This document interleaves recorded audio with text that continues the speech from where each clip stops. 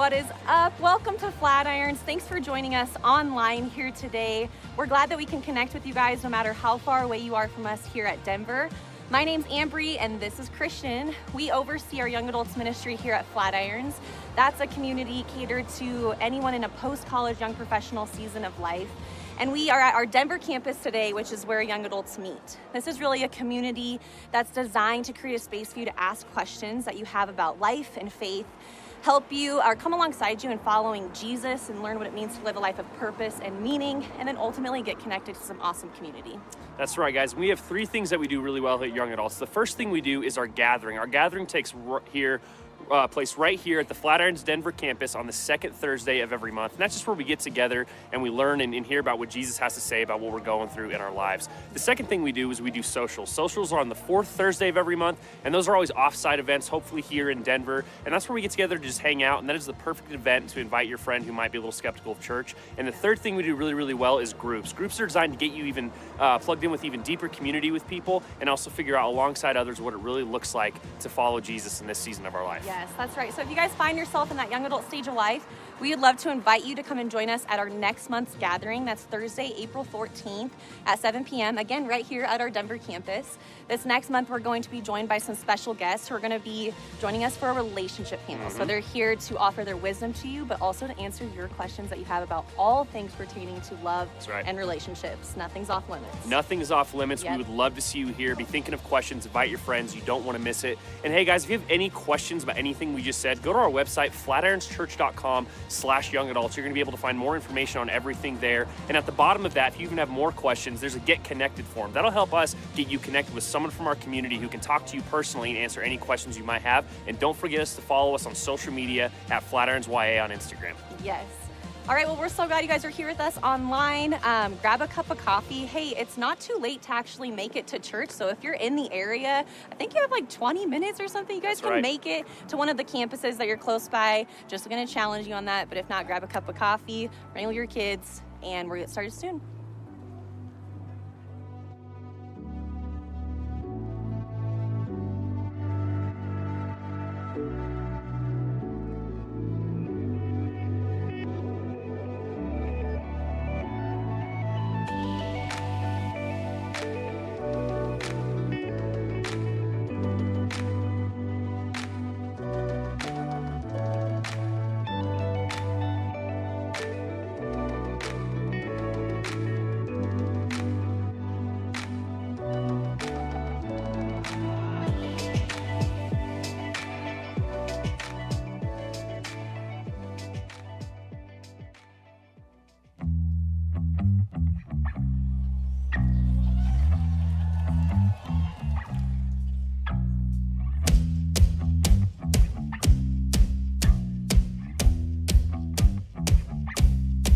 I'm gonna fight them all.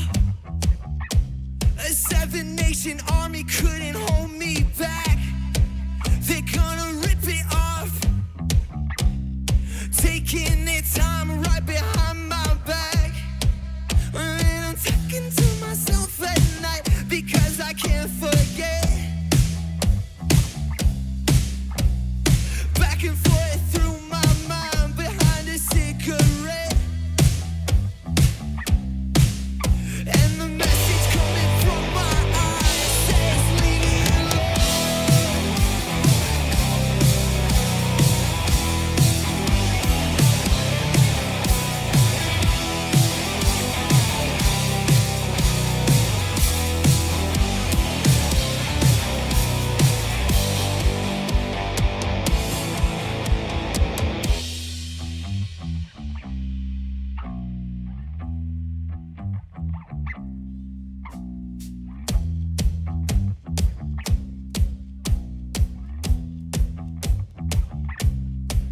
Don't wanna hear about it.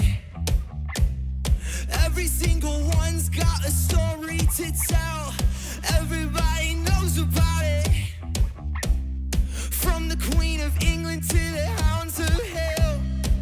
And if I catch it coming back my way, I'm gonna serve it to you. And that ain't what you want to hear, but that's what I'll do.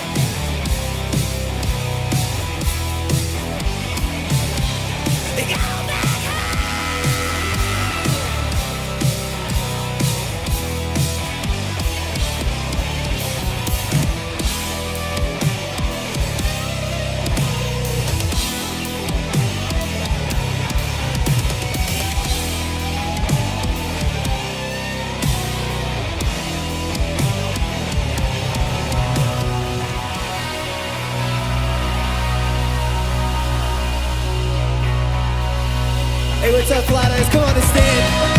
We're gonna sing and worship our God. Hey, we serve a God that's faithful, and He reaches out to us, and He's done great things, so that's why we can sing. So come on, let's sing together.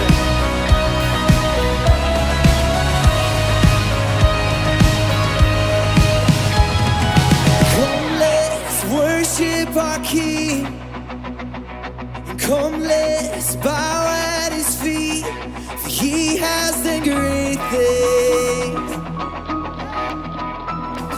And see what the Savior has done, and see how His love overcomes. He has done great things. He has done great things. Oh, hero of heaven, you conquer the grave. You free every captive and break every chain. Oh God, you have done great things. And we dance in your freedom, awaken to life. Oh Jesus, our Savior, your name lifted high. Oh God, you have done great things.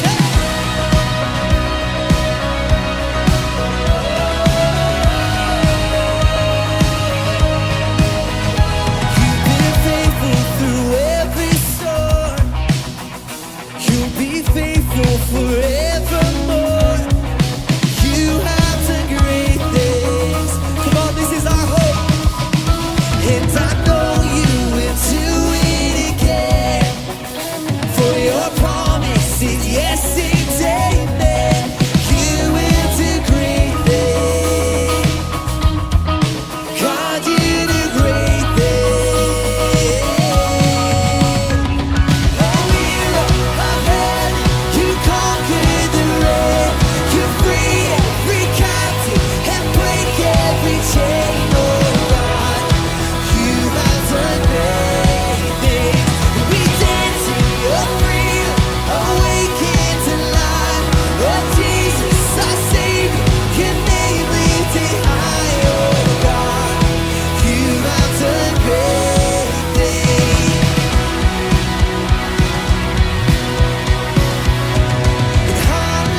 Hallelujah, God, above it all.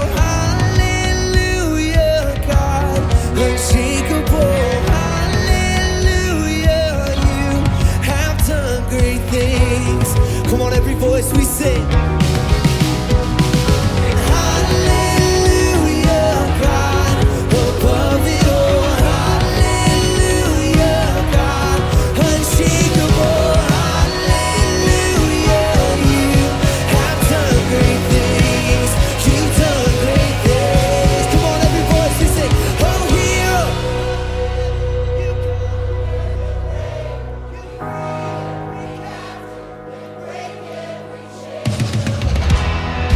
You have done great things. We dance in your freedom, awaken to life.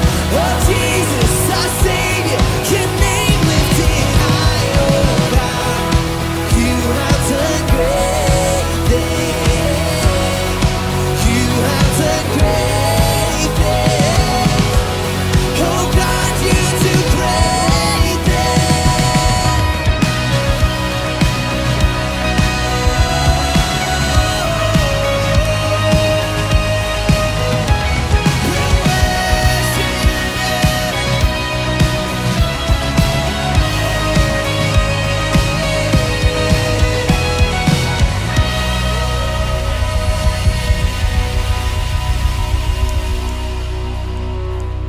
Well, hey, Flatirons, we're going to teach you guys a new song this morning. It's called Heaven Invade. It's all about bringing heaven here on earth, down to earth, and that's what we do when we worship. See the light breaking through all the lies with the truth. Hear the sound of the wind. Let the roar of heaven begin. Can't stay silent, can't stay still when you show up in power, glory revealed. Oh, I can't stay silent, can't stay still when I feel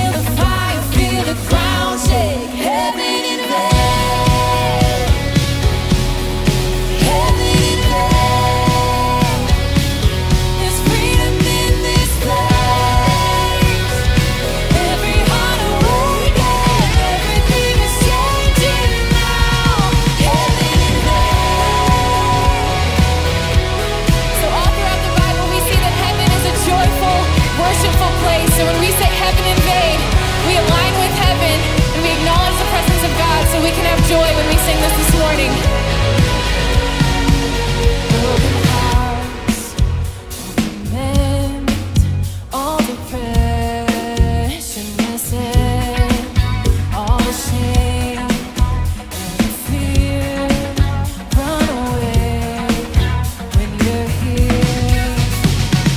Can't stay silent, can't stay still when you show up in power, glory revealed. Oh, I can't stay silent, can't stay still when I feel the fire, feel the ground shake. Heaven invade, heaven invade. There's freedom in this place. Every heart awakened, everything is changing now. Heaven invade, heaven invade. There's freedom in this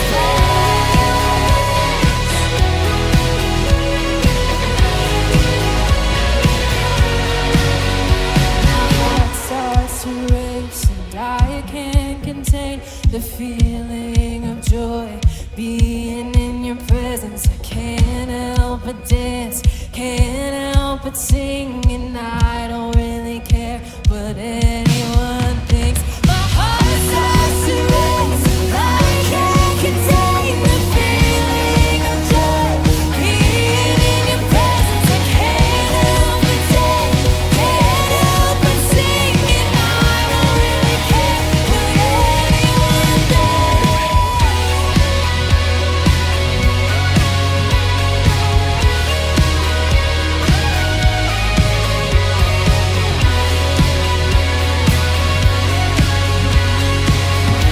Come on, sing this out with us. Sing heaven invade, heaven invade. There's freedom in this place. Every heart awakened, everything is changing now. Heaven invade, heaven invade. There's freedom in this place. Every heart awakened, everything is changing now. Heaven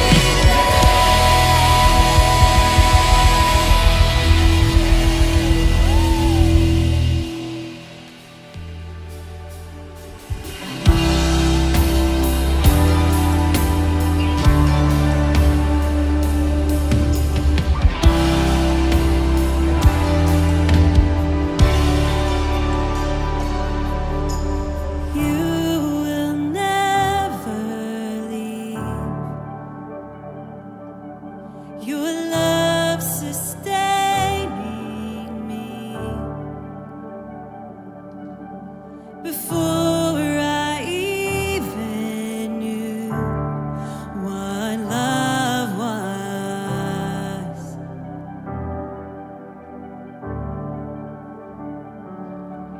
you brought me here to rest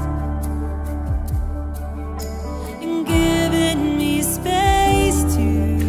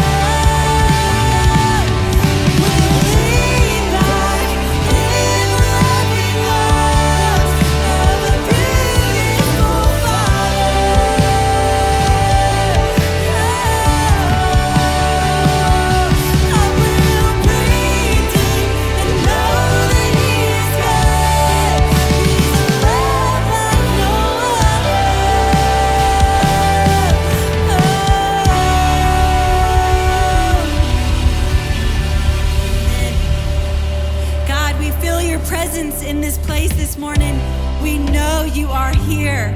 We love worshiping your name together as a church. We're so grateful for you in our lives. Help us to open our hearts to change this morning. Open our minds to change. We love you so much. Amen. Hey, Flatirons. We love singing with you guys. We love dancing with you guys. Y'all are awesome. We're so glad you guys are here this morning. If you want to turn and greet somebody around you, give them a high five, give them a hug, and then you can have a seat. If you're joining us online today, we are so glad that you guys have tuned in to worship with us. You are so loved by our church, and we're so glad that you guys are here.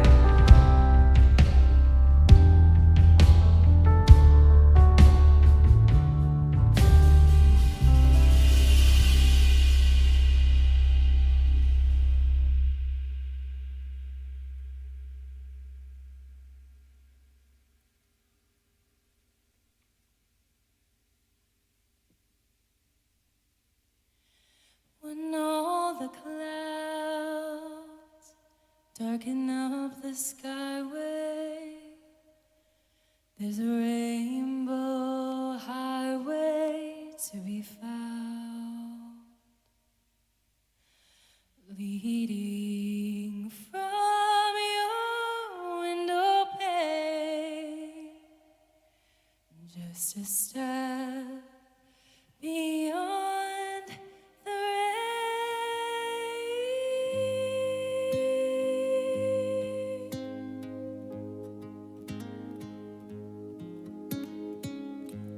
Somewhere over the rainbow, way up high, there's a lift that I heard of once in a lullaby. Somewhere over the rainbow, skies are blue,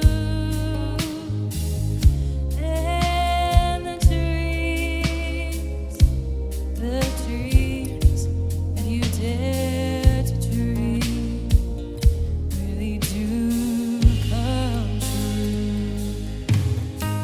Someday I'll wish upon a star and wake up where the clouds are far behind me,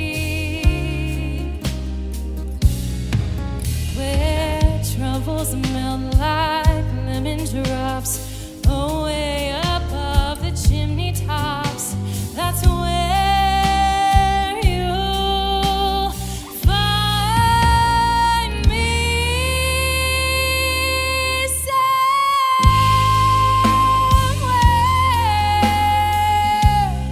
over the rainbow. Bluebirds fly, birds fly over the rainbow. Then why, oh, can't I?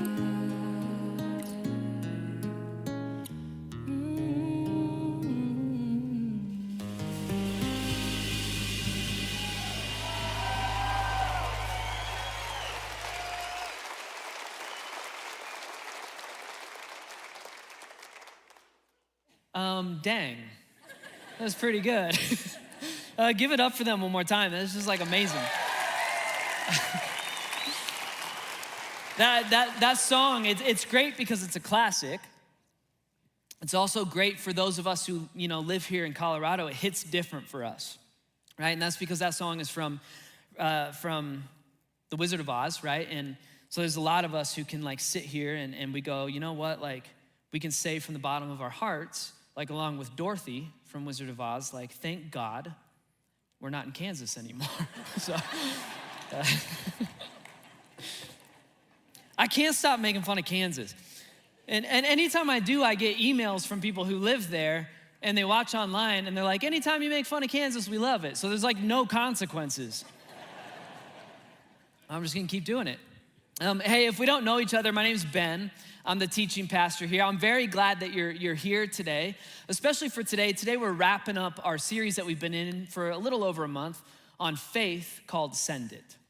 I don't know about you, but for me, this series has hit home. I feel like every single week I'm learning something and I feel challenged every single week. Like that might sound weird to you because I'm one of the teachers, but like this is my church too. Like this is where I go to learn and grow, and I learn from Jim and our other teachers. And anytime I write a talk, if I got a challenge in it, I always write a challenge that I'm gonna do with you. And so I've just felt really challenged over the course of this series, and we've been learning a lot about faith. To kind of jog our memories, like, first of all, we've learned in a really general sense that faith is confidence that God is who he says he is, and assurance that God's gonna keep every single promise he ever made to us. And we learned that faith starts with humbling yourself. Like you gotta stop pulling yourself up by your own bootstraps. You gotta swallow your pride if you wanna start leaning your life against Jesus. And we learned that faith must lead to active obedience. So like if your actions don't follow your words, if they don't line up with what you say your confidence and assurance are placed in, then it might not be real faith to begin with. And then last weekend we had a guest teacher, McCall, who, by the way, if you were here and you appreciated what he did, could you like honor him one more time for that? I wanna start carrying a towel around like he had. It would give me something to do with my ADD hands. But McCall was awesome. He killed it. If you weren't here last weekend, like get online and watch it. But McCall like told us that God wants to hand you victory even in the face of overwhelming odds. But if he's gonna do that, you gotta show up. You just have to show up, and that's because faith shows up to the battlefield. So we've been learning all this stuff. We've had all these challenges toward a deeper life of faith. And my guess is that over the course of this series, a lot of us, maybe even most of us, we've been leaning in and we're like, yeah, that's awesome. That kind of faith sounds good. Like I should live my life that way. But out of that group of people, there are still some of us who, even though we agree with everything that's been taught, we still haven't done anything about it. We still haven't acted on what we know God is telling us to do. We aren't showing up. Why? Why do we do that? That's the question I want to tackle today to kind of wrap up this series on faith. I want to tackle the question, when it comes to faith, what are we most afraid of? Because we know what we're supposed to do. We already feel convicted about what we're supposed to confess to our friends or to our spouses, and we know the changes that we've got to make, and we know the sacrifices that we've got to make, and what we need to surrender. It's just like we won't do it. Why? What are we so afraid of? Today, I want to tackle the concept of fear and faith, because I think our assumption, maybe a lot of us, our assumption is that like if we have enough like faith, then we won't have fear anymore, right? Like if I could just believe in Jesus a little more, then I won't be scared of anything anymore. That's just not true. That's not how it works. Instead, the truth actually is that fear and faith are inseparable, right? They're stuck together, like they go hand in hand. And I want to explain that to you today. Right, but the best way to explain that is to tell you two stories. One is a story from the Bible. Another is a story from someone who calls Flatirons home. All right, so I want to jump right in today. Start with our story from the Bible because it's a story of fear and faith walking hand in hand. And it's a story that I'm assuming everyone in the room has at least a little familiarity about, because it's the story of Noah and the ark and the flood. A lot of us learned this story when we were little kids, which is actually kind of messed up when you think about it, right? It's a popular Sunday school lesson because it's got like cute animals and a boat, and there's, at the end of the story, there's a rainbow. But it's pretty funny to watch like a first grade teacher kind of dance around like the whole destruction of humanity thing that happens. Mr. Foote, what happened to all the people who weren't on the ark? It's like, Timmy, just look at the cute zebras and stop asking so many questions. That actually plays into two disclaimers I've got to make, though, right off the bat before we even jump into this story. right? Because we're all at least a little familiar with the story of Noah's Ark and the flood, what happens when I say that we're gonna talk about that is for a lot of us, we've got two arguments that pop into our heads, or like two kinds of judgments that pop into our heads. The first one is a question. The question is, if God is good, why would he do that? Like, why would he flood the entire world and kill all those people? Like, that's a great question, right? It's also just one that we're not gonna tackle today, all right?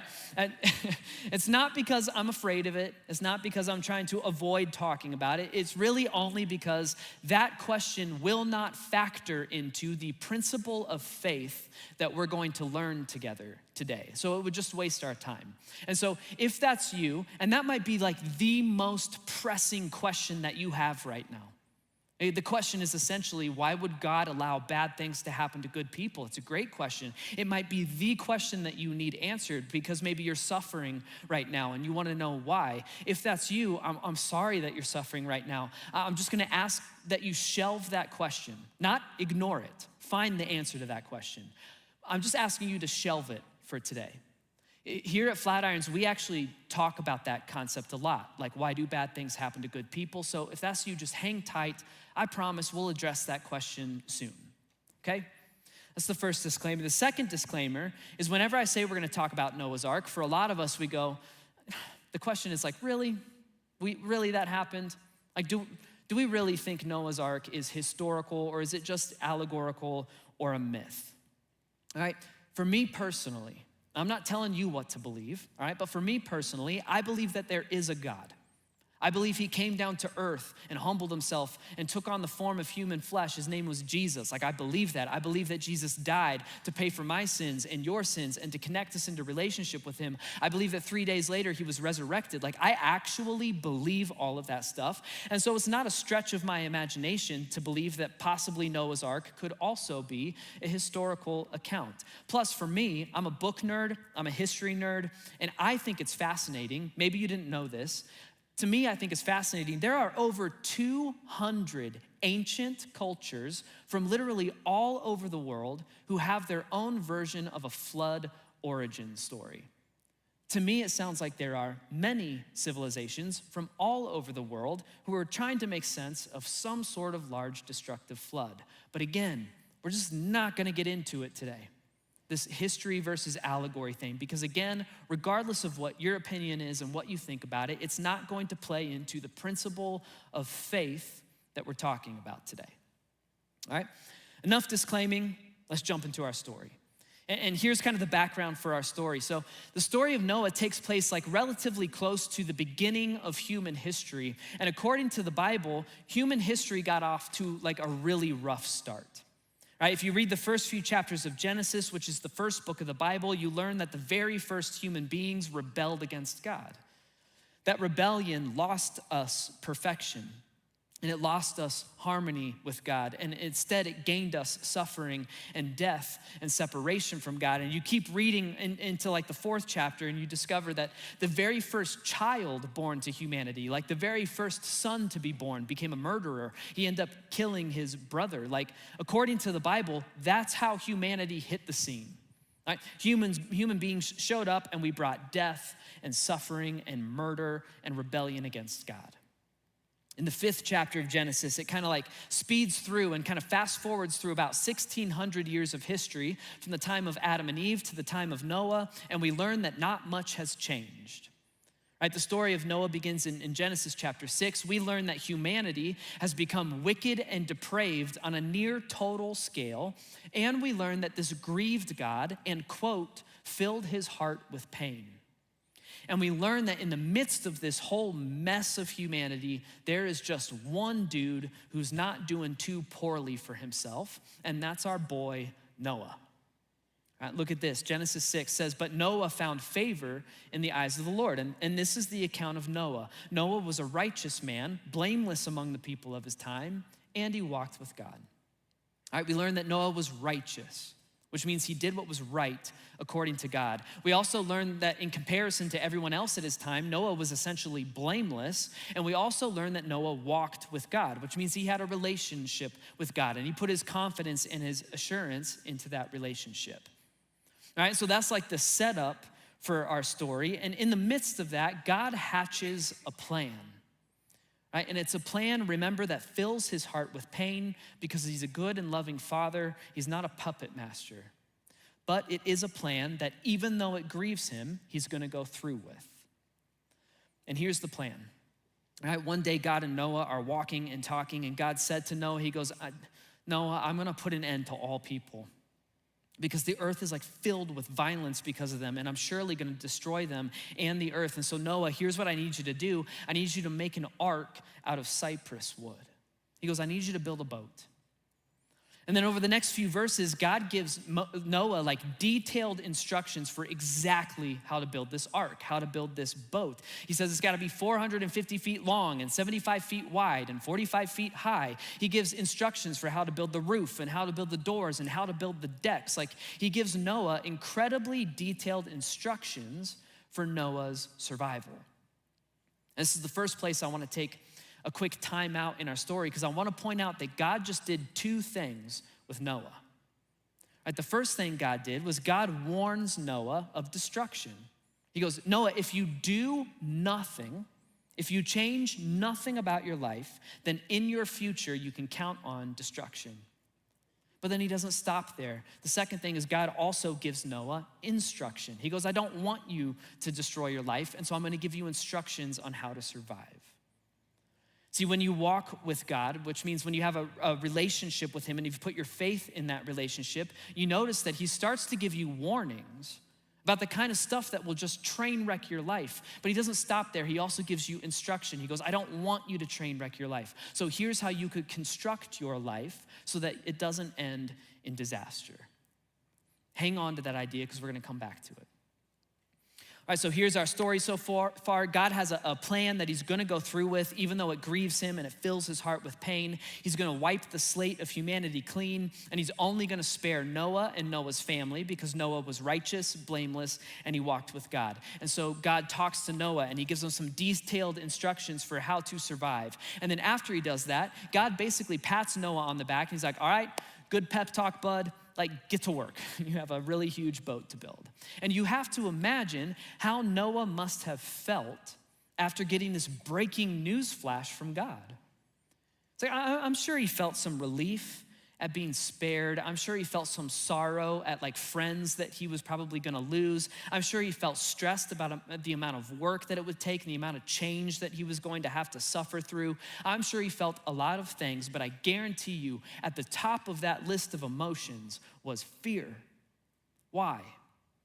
Well, because God just told him and warned him that the end of the world is around the corner.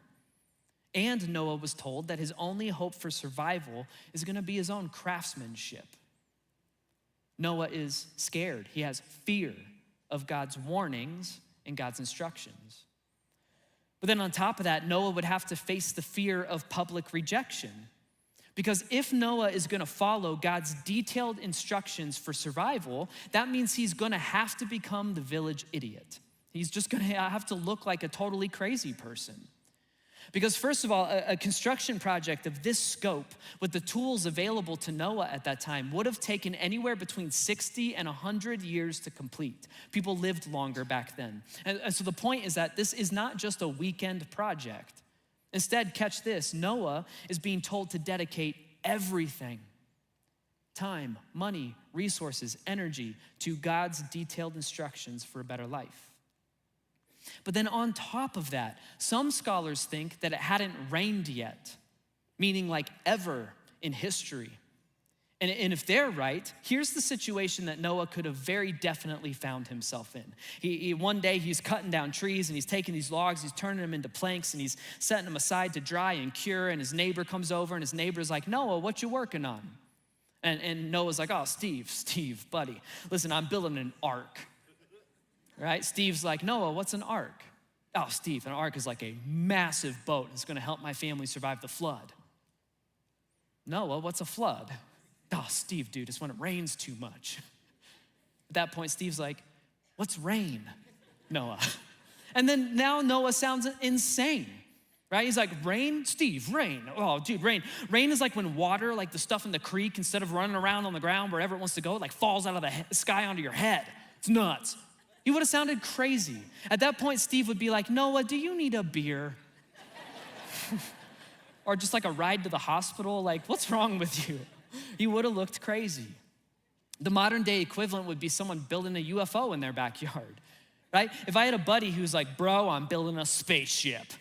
You know, I gotta survive the upcoming invasion from an alien race called the Zuckerbergs or whatever.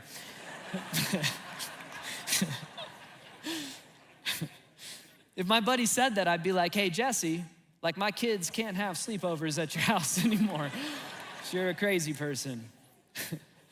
This is the situation that Noah's in, all right? And so here's poor Noah, and Noah is facing two fears, all right? He's facing the fear of God's warnings and the fear of God's instructions, and he's also facing the fear of being the village crazy person. Like, this is Noah's dilemma, and Noah must choose which fear he's gonna respect the most, because that's what fear is.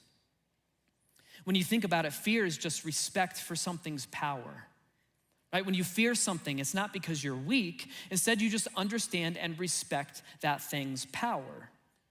So for example, you don't touch the stove when it's on because you're fearful of getting burned. That's not weakness. You just understand and respect the power of heat, right? Or like when you're really high up, you get that weird feeling in your stomach and you start to get fear, like if you're hanging Christmas lights on your roof or whatever. And that's not weakness. Instead, you just understand and respect the power of gravity. Fear is respect for something's power. And so Noah must choose which fear he's gonna respect the most. And this guy has got two options, just two. Right, the first option is if Noah mostly respects and fears the power of public opinion, he's not gonna build that boat. And he's just gotta cross his fingers and hope that God was like maybe lying to him, or he was mistaken, or God was wrong, but then he also might end up saving a ton of time and energy and money and resources and respect with his neighbors. That's his first option. The second option is if Noah mostly respects the power of God, mostly fears the power of God, then it's time to build a boat. And on the one hand, he'll have to dedicate everything in his life, and he'll have to sacrifice his public image to that project. But on the other hand, if God is telling him the truth, then Noah and his family are going to survive the end of the world. In other words, there is a chance that Noah could look like the stupidest person in town for 100 years until it rains. And then once that storm hits, he'll suddenly be the smartest guy in town. In fact, he'll be one of the only guys in town. And so Noah's got to choose which of those fears he's going to respect the most. And thankfully, the very last verse of chapter 6 tells us that Noah had more fear of God than he had fear of people. The last verse in chapter 6 says that Noah did everything exactly just as God commanded him. And then most of us are familiar with the rest of this story. In case you're not, here's the summary. All right? Noah spends decades building the ark, like decades. And he spends decades following God's instructions for survival and a better life. And then when it's completed, God speaks up and he goes, hey, Noah, I want you to put you and your family onto this boat. And so they get on the boat. And then God leads one male and one female from every animal species onto this ark. So it would be a big, crowded, stinky smelling ark. And they all get on this ark and it starts raining. And everyone in town is like, oh my gosh, Noah was actually right. It starts raining, it starts flooding. It flooded for 150 days. After that 150 days, the waters finally start to recede, and over time, Noah and his family walk out onto dry ground to discover that they are the last living people on planet Earth. And when that happens, Noah builds an altar and he starts worshiping God. Like that's the first thing Noah does when his feet hit dry ground. He starts worshiping God. And God is pleased with Noah's worship. And so God makes a covenant with Noah. And a covenant is like a promise on crack. And so he makes this, it is. And so he makes this covenant with Noah. And the covenant is that God will never destroy the earth again. And then he blesses Noah and blesses his family. He goes, man, get out there and be fruitful and multiply in number and go steward the earth. And at the very end of this story, he creates a rainbow to serve as a sign and a reminder, even to us today, a reminder of God's promises and a reminder of God's blessings. The end.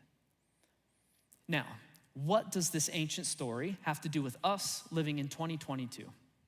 Well, in my opinion, a lot. To go back to our original question, when it comes to faith, what are we most afraid of?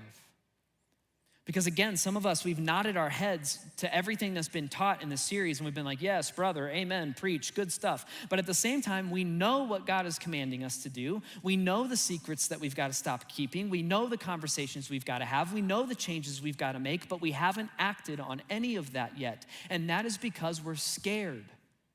We have fear.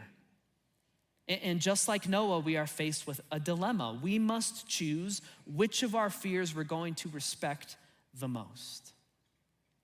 To kind of take this idea of what I'm talking about and bring it down into real life, let me give an example maybe of what this could look like. So for some of us, for example, we know that we have to have some change in our marriage. We know that. Right? And we know that the sneaking around and the relationship with the new pretty woman at work and the evening texting between the two of you, like we know that we've got to cut that relationship off, but you also know at the same time that it just feels good to be pursued again. And it feels good to pursue.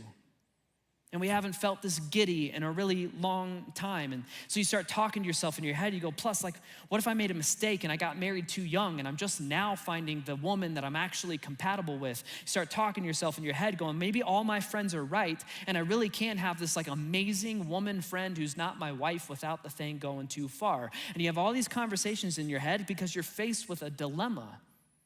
And the dilemma is you must choose which fear you're gonna respect the most. Are you going to have fear or respect for the power of your sexual desires and doing what you want to do and doing it right now? Or are you going to have fear for or respect for the God who says, I could turn your marriage around if you just stop running away from it? Another example, some of us may be swiping credit cards and we just took out another credit card and this one's on 22% interest and we're sinking ourselves into debt. And some of us are doing that out of survival mode because we gotta pay for that last semester of college or we don't know where the rent check is gonna come from this month. I'm not talking to that crew. Instead, I'm talking to the others of us who were sinking ourselves into debt for less important reasons. So we're sinking ourselves into debt because maybe we work in the kind of business or career that it's like the illusion of success sometimes leads to actual success. You know, it's like you just gotta wear the clothes and drive the car and you gotta kind of fake it till you make it if you need to earn the respect in order to succeed. Or maybe for others of us, we're going into debt because we just grew accustomed to a lifestyle that's bigger than our paycheck. And at that point, you have a dilemma. What are you gonna fear the most? Which fear are you going to respect the most? Are you going to have fear for or respect for the power of success and public image and a life of comfortability and ease? Or are you gonna have fear and respect for the God who promised you that you can't worship both him and your bank account? Who are you gonna fear? This is where that whole concept of the fear of God comes into play. All right, if you've been in church, you maybe heard that term, the fear of God, or if you grew up in the Bible Belt like I did, you've heard it often and it was scary, all right? But that term, the fear of God, doesn't mean that you're terrified of God. God is a good and loving God who wants good for you. Instead, that term, the fear of God, means that you respect him. You have this like awe-inspiring respect for his power. So when you fear God, you respect him and you listen when he warns you that you're about to blow your life up, and you obey him when he gives you instructions for how to survive. Like you respect and fear him more than you do anything else in the world. Like I said at the beginning of this thing, fear and faith are inseparable. They just go hand in hand because at the end of the day, one of the underlying foundations of faith in Jesus is fear of God, which again just means ultimate first place respect for God's power. And we're told that that's a good thing. We're told that the fear of the Lord is a fountain of life, turning a man from the snares of death. So in other words, respect for the power of God only leads you towards life and only protects you from blowing your life up. And I think And this is based on my life experience, like what I've suffered through. And it's also based on like some friends and family I have that are blowing their lives up right now. I think that whenever we walk into the snares of death, which means your life got off course and you're starting to blow your life up, I think that 100% of the time it's because we didn't have enough fear or respect for God. We didn't respect him and listen to him when he warned us that this would blow our lives up. And we didn't listen to him and obey him and respect him when he gave us detailed instructions for how to live a better life. Instead, we just thought God was going overboard, right? Or maybe the teachers at our church are just going overboard, right? Like whenever they talk about, for example, sexual integrity and how it could blow your world up if you're not careful about it. Instead, we just thought to ourselves like, well, you know, that book was written a really long time ago and times have changed, right? And so I think that whole thing just sounds a little too Puritan for me. And what happens is we end up having too little respect for God and too much respect for something else's power. And so we get trapped in the power of seduction, or trapped in the power of money, or trapped in the power of needing to feel self-reliant and self-made or any other selfish thing. And so we didn't take God's warnings seriously enough, and we didn't obey his instructions seriously enough. We didn't respect or fear him enough, and now we're paying for it exactly like he warned us that we would. And I don't know about you, but I don't want to learn any more of those lessons the hard way. And so what would it look like to fear God and to respect his power and respect his words? Like, what would it look like to begin constructing our lives based on the detailed instructions he's given us for survival, and to do that now, well before the storm hits, well before you ever see a storm cloud? Well, to explain what that could look like in our lives and to see what that could look like, it's time for our second story. All right, and the best way to tell that story is to introduce you to Jake and let Jake tell his own story for himself. So check this out. Qualities a man can have is do what you say you're gonna do and finish what you set out to do. And when it comes to bow hunting, if you're not out here practicing every day, if you're not getting reps in, if you're not taking the time to be as precise as you can with those shots to execute everything, when the pressure's on in the moment, you're gonna fail. That was money. That's tape. Yep. My name is Jake Hoffman, and it's time that I told my story. My two biggest goals in life are to be a good husband and a good father, and my two biggest fears in life is that I won't be a good husband and I won't be a good father. Pastor Jim, I just wanted to share my own personal aha moment that I had this morning at the 11 a.m. service. We having church today, so you feeling good? Bear with me, this is gonna be a long one. Because I actually believe this is gonna be, in the future, a day where you look back and go, I think my life started to change, and you're gonna point to today. Every now and then, it feels like the sermon is just directed right at you. Like, today, this message is about me. I think God is about to break through in a new way. Okay? And you're sitting there going, that's probably for other people. And I'm talking about you. My bloodline is a long list of men who have failed in what God has given them charge of in this life. My biological father left while my mom was pregnant with me. I didn't end up meeting him until I was 25, and that was something that I had to actively pursue and go and search for him and find him, and he didn't really want anything to do with me. My stepdad married my mom when I was about 2.5. He was verbally and physically abusive with me. And so I got a lot of mixed messages growing up about what masculinity looked like, about who I was, about who God was. And it sent me on a rough path. When I was pulling myself out of that, that's when I started to try and find my biological dad, just hoping and praying that maybe he would have some better guidance for me. When I found him, I had to pay for my own plane ticket to go see him, and he picked me up from the airport drunk. And then the first thing he did was he took me out to drink more and just proceeded to tell me lies and BS the whole night. I didn't even last 24 hours with him. So I've just been doing life on my own, basically. I just hit this dark hole of depression, and I realized that something was missing. And the first weekend that I moved home was actually the start of the Man Down, Man Up series. God fixes broken people, and at some level, we're all broken. Even if we're saved and going to heaven, there's part of us that every day still resists God and his perfect truth. The reason they were removed from my life was not so that I would suffer without the guidance of a father figure, but so that my cup might be completely emptied of any influence that is not God, and washed clean so that it can be filled with nothing but God's grace, love, and purpose. I kind of had this aha moment, which was, there's a reason why all the men in my family are gone. You know, men who have failed in what they're given charge of in this life, sometimes they are stripped away. Sometimes that kingdom is given to somebody else. My biological dad actually passed away last year. I'm a little ashamed to say this, but the first thought that entered my head when I found out that he had passed away was, that's one less thing that I have to worry about. But after I took some time to process it, I was sad, because I guess there was a little piece of me that thought, like, you know, maybe I could step up and be an example for him. I never got a chance to do that. So that I might break the generational curses of the men in my family and start a new bloodline that is purified by God.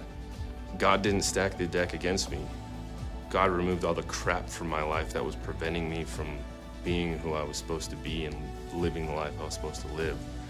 And I just had to get out of my own stubborn way to realize it and step into that role of accountability and leadership in my family. Your past does not have to define your future. The way it's always been in your family does not have to be the future of your family. My I am statement was now, like, in the eyes of God, I am a good man. I am strong enough. I will be a good husband. I will be a good father. So that I might be the king who God purposely created me to be, you have to give yourself some grace. The things that happen to you are not your fault, but you are responsible for the choices that you make. And following God is a choice. Living with God is a choice. And when you step up and you take that accountability, you take the power back. Your life is now back in your hands, and you're doing it with God. You're gonna have to dig in and figure it out for yourself. Nobody can figure it out for you. Who is God? What would your life look like if you began to image him? Truthfully, man, once you realize the power that your choices have and the importance of your relationship with God, it's like those two things together, your life is on a whole new trajectory. And I couldn't be more excited. Sorry for the essay. I just felt like sharing. Your message hit me like a freight train. Yeah, honor Jake.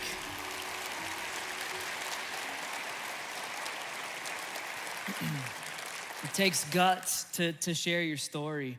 And at the very beginning of that video, like when Jake started sharing his story, he said that his two biggest fears are that he's not gonna be a good husband and he's not gonna be a good father. But just like Noah, Jake has to decide, am I gonna let those fears dictate my life? He has to make that decision. What I mean is that if Jake mostly fears or has respect for the potential power of his earthly fathers in his life, then that apple is not gonna fall far from the tree, because he's gonna get obsessed, right? Obsessed over that fear of, like, I'm just gonna be just like my dad, or I'm gonna turn out to be just like my stepdad. And that fear is gonna rot Jake from the inside out. But instead, just like Noah, Jake is choosing to fear or respect God more. And just like Noah, Jake was surrounded by men who were gonna drag him down, like into this generational pattern of alcohol and abuse and absentee fatherhood. But just like Noah, even though it grieved God and filled his heart with pain, God lovingly stripped those relationships away from Jake. And then just like Noah, God also said to Jake, like, come and follow me. Right? Like, come and follow my detailed instructions for life. Like, come build a boat with me. Like, come build the kind of life where you can take refuge from the fear of turning out just like your dad or just like your stepdad. Jake is building a boat. There's this awesome verse in the New Testament that references Noah.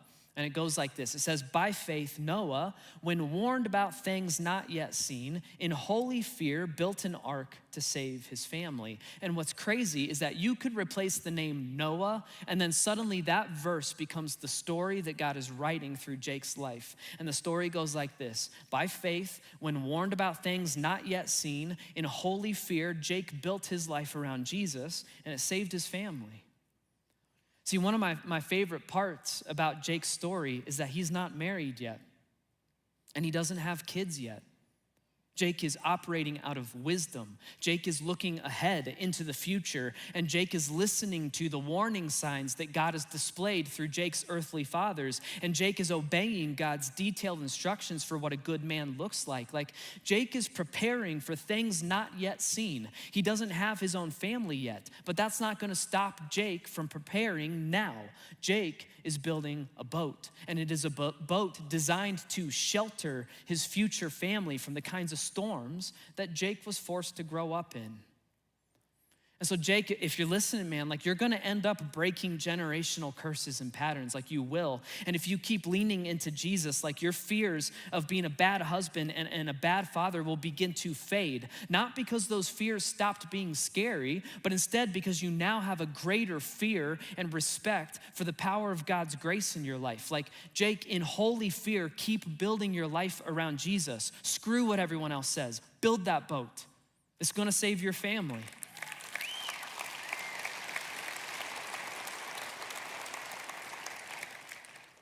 I don't know if Jake's here again. He was at the last service. I gotta share this with you because Jake and I were hanging out and talking after this, and I was thinking to myself, like, there's gonna be people in this room right now that you just feel like this all sounds good for other people, like preparing ahead and all that stuff, but it's too late for me, right? The storm already hit my life. My life has already shipwrecked. And Jake and I were talking about that at the last service, and Jake said, he says, I thought this was gold. He should just probably become a pastor. Jake was saying, like, there's this whole part of his story that he didn't get time to share. He goes, I hit rock bottom. He goes, I definitely hit rock bottom. He goes, the thing about rock bottom, though, is that it's not a dead end. He goes, rock bottom, you can either choose to just stay there, or you can start moving and get to work. And when you start moving and get to work, the only way to go is up.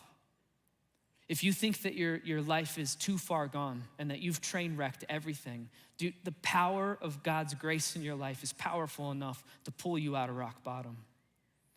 See, listen, the truth is that that's the story that God wrote in Noah's life. It's the story that God wrote in Jake's life, but the truth is that God wants to write the same story in your life. He does. He wants your story to go like this: by faith, when warned about things not yet seen, in holy fear, I built my life around Jesus, and it saved my family. God wants to do that in your life, and he wants to do that in your life because God is in the business of creating a remnant for himself. A remnant. Right? A remnant is a very strange word, but it's all over the Bible. A remnant is God's chosen, set-aside people. Right, so the remnant is the collection of people who are crazy enough to not only listen to God, but also obey him, even if we haven't yet seen the destruction that he's warned about, or even if we haven't yet seen the blessing that he's promised us. So for example, through Noah, God set aside a remnant that would carry on humanity. And then you read through the Old Testament. The Old Testament is the story of the nation of Israel, and you learn that the nation of Israel was a remnant of people that God set aside who would carry on the story of God's love for human beings. And then in the book of Romans in the New Testament, we're told that so too at the present time there is a remnant chosen by grace, which means God is still setting aside a remnant of people like us who are gonna carry on the story of Jesus' grace. The remnant is the group of people who are following God's instructions for a better life. We're not just sitting in here and listening to God's instructions. Instead, we're getting to work based on those instructions. We are building boats. Why? Because we fear God, which means we have respect for him. Like, we respect the power of the storms that he promised we would suffer if we don't start constructing our lives around them. And so we're building boats. And just like Noah, we're trying to put our people, like our family and our friends, into these boats. Why? Because we don't want them to have to suffer storms that are avoidable. and because we want our friends and our family and our kids and our grandkids and our great-grandkids to be a part of God's remnant. By God's grace, he chose Jake to be a remnant, a chosen, set-aside man plucked out of the Hoffman family tree who will put an end to generational suffering and teach his future kids that the fear of God is a fountain of life. Jake is building a boat. By God's grace, he chose me to be a part of his remnant, like this set-aside chosen man to lead my family in the fear and respect of God, and then to teach that here to you. Like, I'm building a boat. And then there's others of us who he chose us to be a part of his remnant, like chosen, set-aside people who are gonna carry on the story of Jesus' grace to the next generation and the next generation and the next. But then there's others of us out here, especially those of us, we've been listening to this faith series, but we've been too scared to do anything about it. If that's you, God is ready and willing to choose you to be a part of his remnant. And he wants you to play a part in his story. And he wants you to play a part in the rescue and the refuge of your friends and your family. And so he is commanding you to come and build a boat with him. But he is not gonna force you into doing that. Instead, he is waiting for you to choose which fear are you going to respect the most. Are you going to fear the potential consequences of stepping into a life of faith, or are you going to fear and respect God regardless of the consequences? And that ball is in your court. I'm just here to encourage you. Come and build a boat with us. Like, come and respect and listen to God's warnings when he says, hey, that way of living your life is going to blow up in your face. And then come and respect and obey God's detailed instructions for a better week or a better life. Like, lean in every single time you're here at Flatirons, not just to learn something new and interesting about God, but to obey him. Like, to take his blueprint for a better life, and you take that back home and you unroll it on your dining room table with your family, and you get your saw and you get your hammer and you start building a better life together. Get to work. Come build a boat with us. Why? Because we want to be a part of God's remnant, his chosen, set-aside people. We want to play a part in his story. We want to play a part in rescuing our friends and our family from the winds and waves and storms that can be avoided, and to shepherd them into the safety and refuge of a new and better life that we are building with God. It's like, the truth is, you are going to fear and respect something. So why not fear and respect the God who says that he loves you and that he's good and that he wants good for you? Why not respect him and respect his power and heed his warnings and obey his instructions? Why not come build a boat with us? Let's pray. God, first of all, I'm just thankful.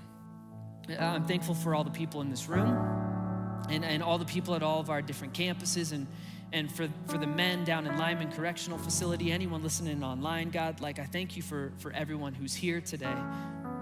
God, we're ready. We're ready to start building a boat with you, to start constructing our life around your detailed instructions for a better way to live. Like, we're ready to do that. God, would you give us the courage to do it? And God, we're tired. We're tired of making excuses, and we're tired of procrastinating, and we're tired of living out of all these other fears that we're respecting the power of. God, we want to respect your power. We want to build a boat with you.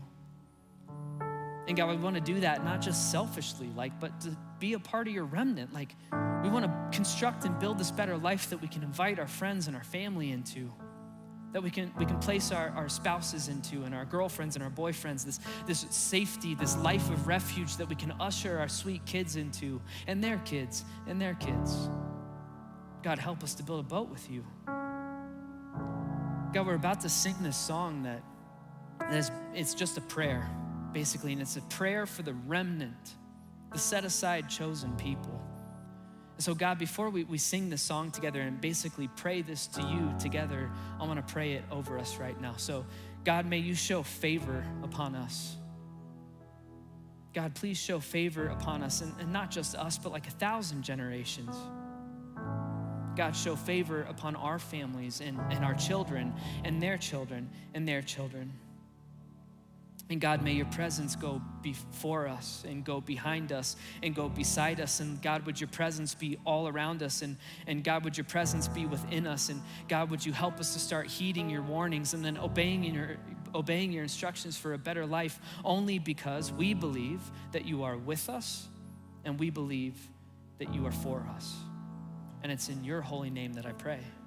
Amen.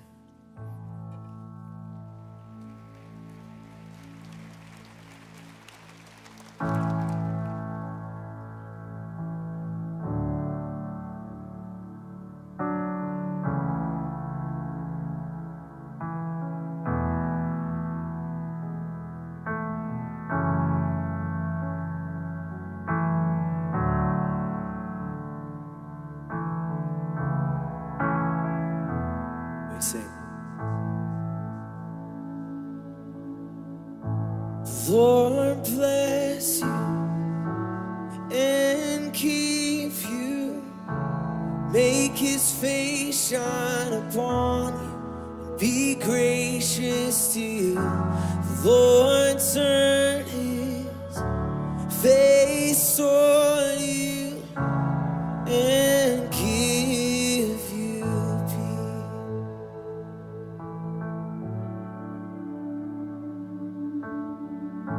The Lord bless you and keep you.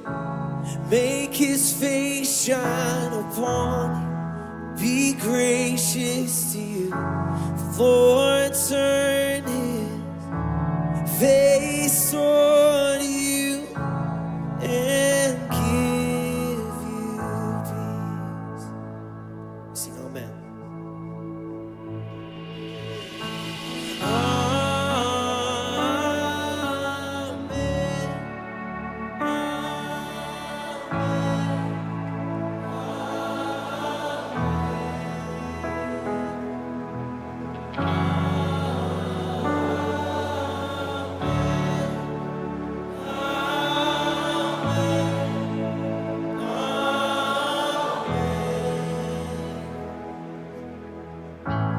Lord bless you and keep you.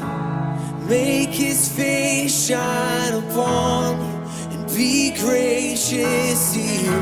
The Lord turn his face toward you and give you peace.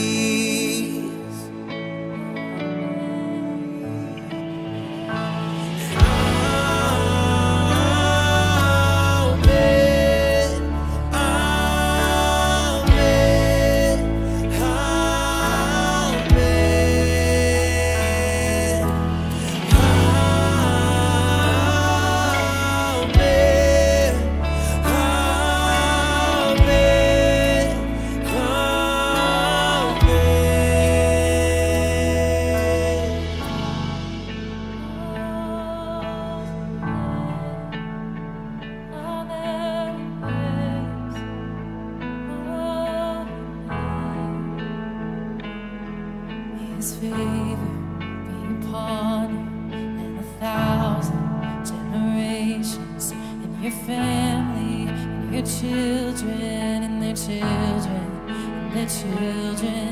May his favor be upon you and 1,000 generations, and your family, and your children, and their children, and their children. May his favor be upon you and 1,000 generations, and your family, and your children, and their children, and their children. May his favor be upon you and 1,000 generations, and your family, and your children, and their children, and their children. May his presence go before you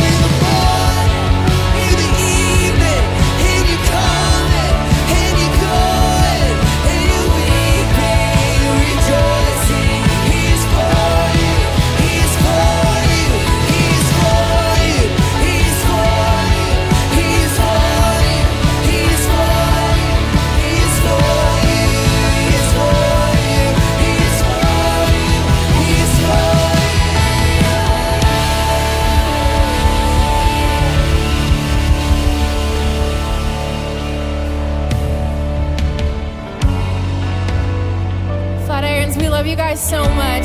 We say that every week, but we really, really do. Remember this week that God is for you, He's for your family, and we are too. So thank you for showing up today. If you need prayer for anything, we have an awesome prayer team up front that would love to pray with you.